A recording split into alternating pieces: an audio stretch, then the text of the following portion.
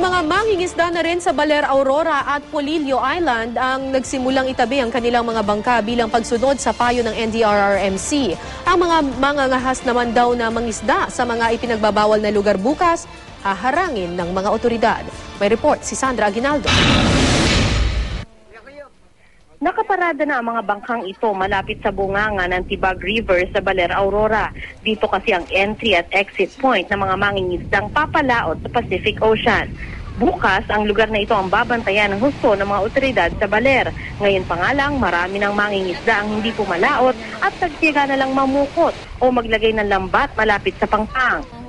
Pero Sir Erwin, nag-aalala kung paano itataguyod ang asawa at 2 anak kung ilang araw silang pagbabawalan ng gobyerno na pumalaot. Magpapalaot ba kayo bukas? Hindi po. Bakit? Gawa po sa testing daw po nilang papapasabog ng satellite. Eh, delikado po eh. Delikado? Oo. Eh, paano kayo ngayon? Wala kayong huli? Eh, magtitis na lang po muna kasi naman po madisgrasya kami sa sa laot. Si Rogelio naman, pumalaot kanina pero imbes na magtagal sa laot gaya ng dati, bumalik agad sa pangpang. Nabalitaan na raw kasi niyan tungkol sa pagpapalipad ng rocket ng North Korea. Wala namang makakapigil doon, kaya lang sana protektahan tayo ng gobyerno kasi yung mahihirap nating mga mamamayan tulad namin, naapektuhan niyan kasi mangingisda, dyan lang kami kumikita.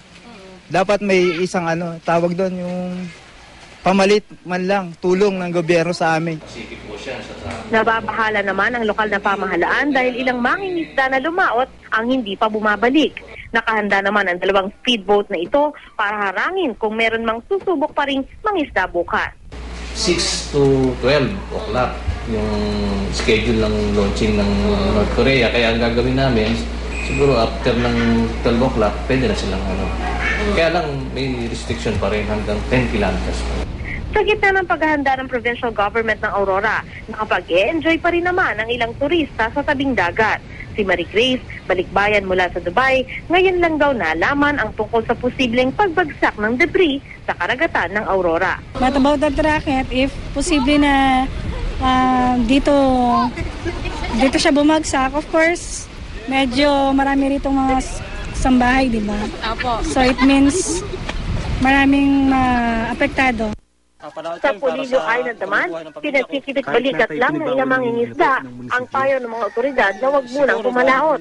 Isang araw lang daw kasi silang huminto sa pangingisda, tiyak na apektado na ang kanilang kabuhayan. Mahirap ang buhay dito, hindi pwedeng magpa-istay-stambay. Pero may ilan din namang hindi maglalaya sa susunod na 5 araw, kaya itinabi na nila ang kanilang mga bangka.